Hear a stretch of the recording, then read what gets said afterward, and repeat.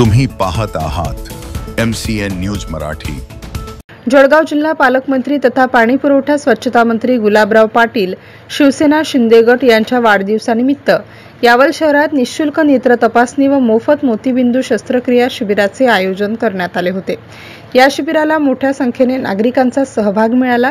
यामध्ये 180 रुग्ण तपासणी करण्यात आली असून एकूण 30 रुग्ण मोतीबिंदू ऑपरेशन करिता नंदुरबार हॉस्पिटल येथे पाठवण्यात येणार आहेत। या निमित्ताने आयोजित कार्यक्रमास अध्यक्ष प्रगतशील शेतकरी ईश्वरलाल वामन पाटील, जळगाव जिल्हा प्रमुख समाधान महाजन, डॉक्टर विवेक वासुदेव अडकमोल, यावल शहर संघटक, जिल्हा उपसंघटक नितीन सोनार, तालुका प्रमुख राजू कठोके यांच्यासह अनेक मान्यवर प्रामुख्याने उपस्थित होते।